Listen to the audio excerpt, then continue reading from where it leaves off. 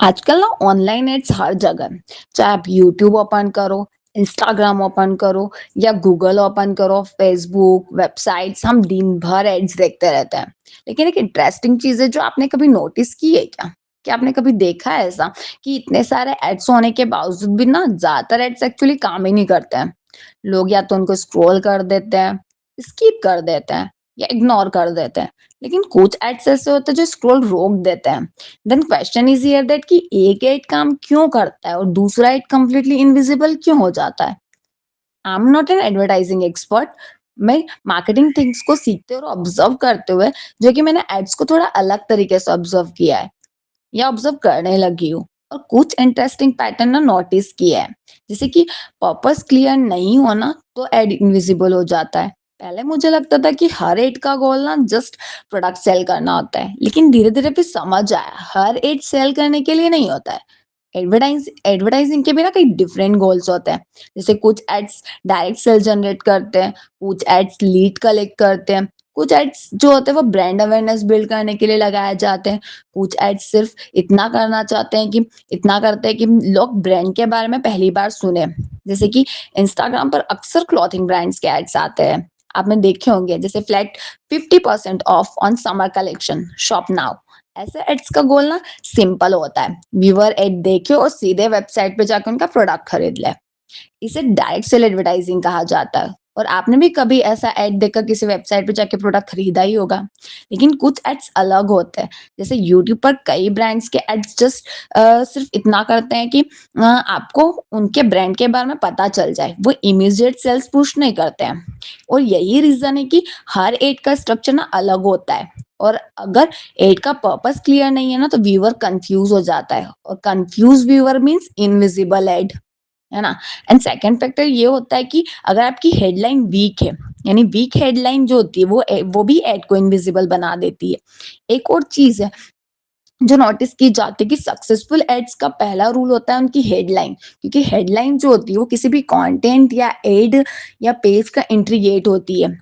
अगर headline week है तो पूरा एड लगभग इनविजिबल हो जाता है, क्योंकि ऑनलाइन वर्ल्ड में ना लोग पूरा एड पढ़ने नहीं आते, वे पहले हेडलाइन देखते हैं, पहले हेडलाइन देखते हैं, फिर डिसाइड करते हैं कि आगे देखना है या नहीं देखना है ना।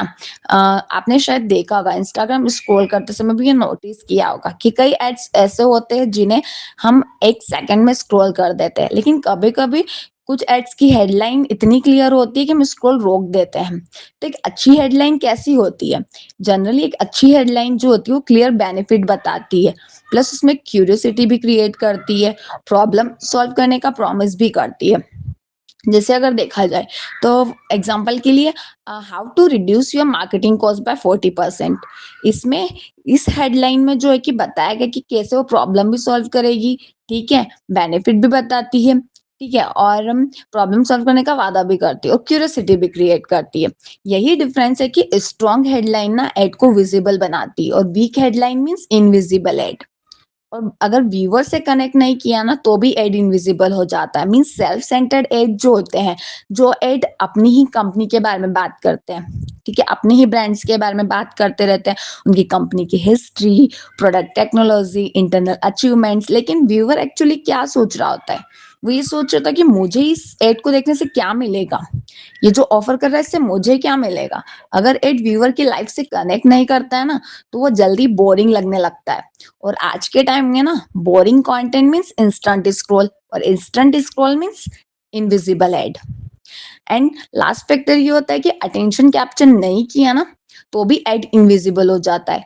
आज एडवर्टाइजिंग का ना सबसे बड़ा चैलेंज यही है, अटेंशन स्कैर्सिटी। लोग हर दिन ना hundreds of thousands of ads देखते रहते हैं। और अगर देखा जाए तो एडवर्टाइजिंग जो होती है वो तभी चलेगी जब वो किसी ऑडियंस का जो होता है वो अटेंशन कैप्चर कर पाए। और अगर एड अटेंशन ही कैप्चर नहीं कर पाएगा तो वो तो इनविजिबल ही हो जाएगा। और लोग जो होते हैं हर दिन hundreds of thousands of ads देखते रहते हैं। जैसे इंस्टाग्राम स्क्रॉल किया तो एड्स दिखते हैं, उस पे एड्स आते रहते हैं, यूट्यूब ओपन करो, गूगल सर्च करो, हर जगह एड्स है। फॉर एग्जाम्पल यूट्यूब पर कई एड्स हम 5 सेकंड में स्किप कर देते हैं, लेकिन कभी-कभी ना एक एड का ओपनिंग इतना इंटरेस्टिंग होता है कि हम पूरा एड देख लेते हैं और यही डिफरेंस होता है कि अटेंशन कैप्चर करने में। इसलिए आज एड को सिर्फ विजिबल नहीं होना है, उन्हें रिलेवेंट भी होना है और इंटरेस्टिंग भी होना है। जो इंटरेस्टिंग और रिलेवेंट होगा उसी वही तो अटेंशन कैप्चर करेगा, क्योंकि जो एड शुरुआत में अटेंशन नहीं पकड़ता है, वो इंस्टेंटली इनविजिबल हो जाता है। और मार्केटिंग थिंग्स को सीखते हुए ना एक चीज मुझे धीरे धीरे समझ आ रही है, good advertising means not fancy graphics, है ना। अक्सर सिंपल चीजें भी ज्यादा पावरफुल होती है, जैसे clear headline, clear benefit, clear message. और शायद यही रीजन है कि कुछ एड्स विजिबल बनते हैं और बाकी ये क्वाइटली इनविजिबल हो जाते हैं। अभी मैं सिर्फ चीजों को ऑब्जर्व कर रही हूँ, लेकिन जितना ऑब्जर्व कर रही हूँ ना उतना समझ आ रहा है कि गुड मार्केटिंग एक्चुअली साइकोलॉजी और क्लैरिटी का कॉम्बिनेशन है।